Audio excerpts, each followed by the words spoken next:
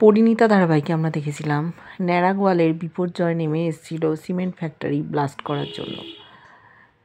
সেখানে ন্যাড়াগোয়ালের লোকেরা ক্ষেপে গেছিল।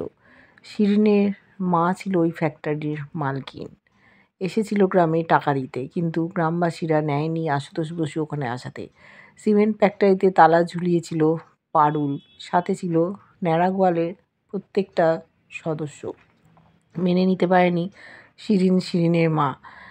আছে ওদের সাথে সমীরণ ঘোষাল আর তার বাবা। ওরা সব খবরাখবর দিচ্ছিল। পারুলকে ওদের জীবন থেকে সরাতে চায়। ও ন্যাড়াগোয়ালের ভূমিকন্যা, সকলের পাশে দাঁড়ায়, তাই ওকে না সরালে ওদের চলছিল না। শিরিনও চায় পারুল রায়ানের জীবন থেকে সরে যাক, আর ওর মা চায় ওর পথের কাঁটা দূর করতে। সেই জন্য একটা বড় চাল চেলেছিল। শম্ভুকে কাজে লাগিয়েছিল, যে চিৎকে চুরি করে সংসার চালাতো। টাকার লোভ ওর ছিল। সেই জন্য নানান কারণে উস্কানি দিচ্ছিল পারুলকে। বাড়িতে গিয়ে 2 লাখ টাকা চেয়েছে, সেই নিয়ে ওর বাবাকে ধাক্কা মেরে ফেলে দিয়েছিল, অশান্তি হয়েছিল। পারুল বটি নিয়ে তাড়া করেছিল। তারপর ওর ভাইকে কিডন্যাপ করেছিল, কিডন্যাপ করে তুলে নিয়ে গেছে।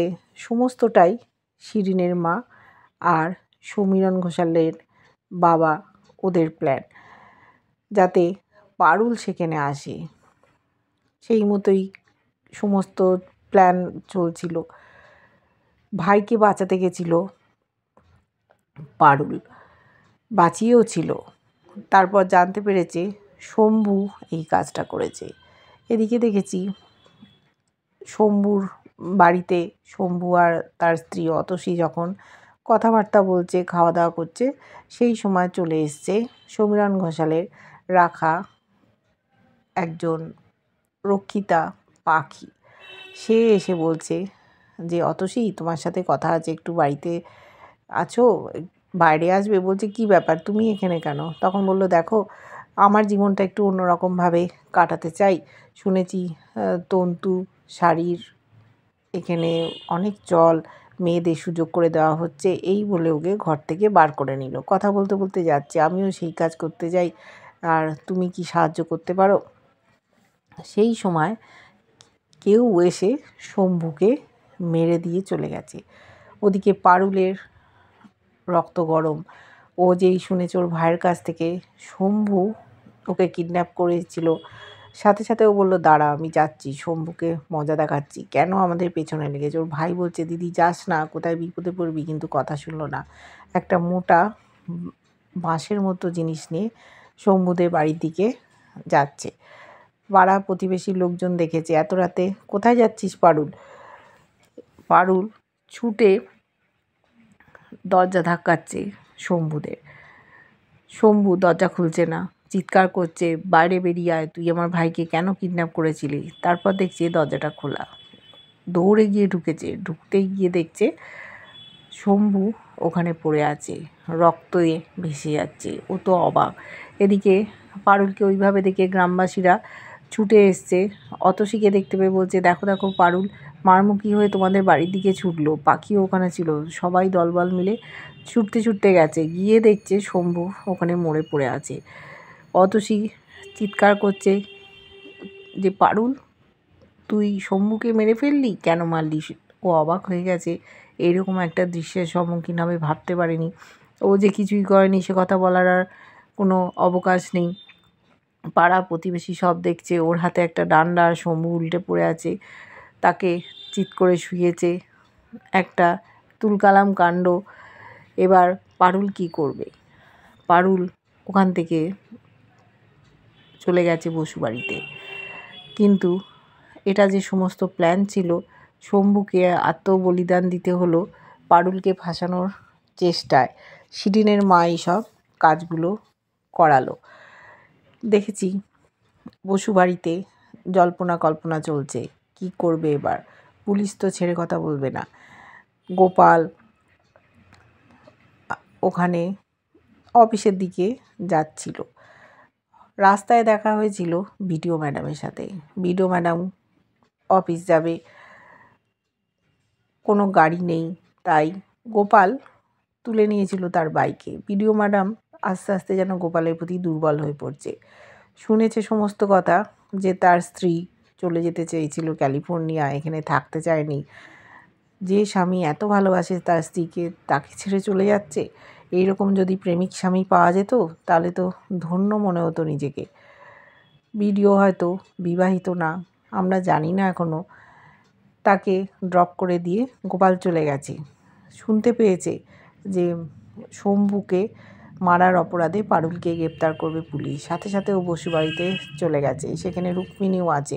দাদু তো শুনে অবাক যে কি করে এটা সম্ভব। পারুল বলছে আমি কিছুই করিনি, সমস্ত ঘটনাটা জানিয়েছে, কিন্তু পুলিশ তো ছাড়বে না, পুলিশ অ্যারেস্ট করবে, অ্যারেস্ট ওয়ারেন্ট বেরিয়েছে। কি করে পারুলকে বাঁচাবে সেই চিন্তা করছে। দাদু ফোন করছে বিভিন্ন উকিলকে, এদিকে গোপালও ফোন করছে। সেই সময় পুলিশ ঢুকে এসছে। ফোনাফোনি বন্ধ করুন, পারুল কোথায় আছে শিগগির ওকে বার করুন। ছিল না ওখানে পারুল। রায়ান ওকে টানতে টানতে বাইরে নিয়ে গেছে, বলছে পুলিশ তোকে এক্ষুনি অ্যারেস্ট করবে, চল তোকে নিয়ে আমি পালিয়ে যাই। কিন্তু পারুল পালাতে চায়নি, বলছে না তুই কোনো সাহায্য করবি না, দাদু শর্ত দিয়েছে না, তাহলে আমাদের ডিভোর্সটা হবে কি করে। বলছে তুই এখন ডিভোর্সের কথা রাখ, তুই আমার বন্ধু, তুই যদি জেলে থাকিস তাহলে তোর জীবনটা শেষ হয়ে যাবে, তোর যে একটা উজ্জ্বল ভবিষ্যৎ, কিচ্ছু করতে পারবি না, বদনাম হয়ে যাবে, আমি তোকে এই অবস্থায় কিছুতেই দেখতে পারবো না। পারুল মনে মনে ভাবছে তুই আমাকে ভালোবাসিস অথচ সেটা প্রকাশ করিস না, কেন এরকম করিস? আমার জীবনের জন্য নিজের জীবনটাকে তুই ঝুঁকিতে রাখছিস, কেন এরকম করছিস? বলছে তুই আর দেরি করিস না, আমাদের এখান থেকে এক্ষুনি বেরিয়ে যেতে হবে, দাদুও তোকে বাঁচাতে পারবে না, একটা খুনের মামলা, তোকে জোর করে অ্যারেস্ট করে নিয়ে যাবে। পারুল দেখলো আর গতি সুবিধে না, তাই ও হেলমেট পরে রেডি হয়ে গেল রায়ানের সাথে যাবে বলে। এদিকে পুলিশ এসছে, পুলিশ অ্যারেস্ট ওয়ারেন্ট নিয়ে এসছে, খুঁজছে কোথায় পারুল গেল, কোথাও খুঁজে পেল না, চিৎকার চেঁচামেচি করছে।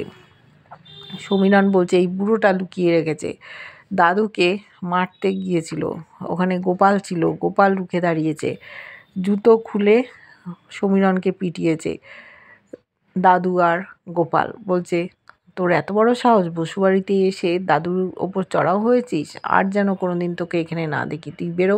বলছে পারুলকে কোথায় লুকিয়ে রাখবে, হয় পুলিশের হাতে ধরা পড়বে, না হলে আমার হাতে ধরা পড়বে, কোথাও পালাতে পারবে না। সমস্ত খবরাখবর পাচ্ছে শিরিন আর ওর মা। রায়ান ফোন করেছিল যে তুই শিরিন এটা করতে পারলি, পারুলকে ফাঁসাতে গেলি, কেন তুই এরম করলি? ও অভিনয় করে যাচ্ছে যে আমি এরম করতে পারি, তোর যদি প্রয়োজন হয় আমাকে বলিস, পারুল আমার শত্রু হতে পারে, কিন্তু ওকে আমি কখনোই ফাঁসাতে পারি না, কেন আমি করব? ওর মা আড়াল থেকে শুনেছে, বলছে বাহ ভালো তুমি অভিনয় করেছো। বলছে মা পারুল যদি ধরা পড়ে যায় আমি তো নিশ্চয়ই রায়ানকে পেয়ে যাব।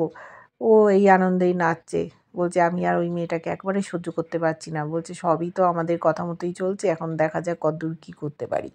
জব্বর প্ল্যান করেছে ওরা।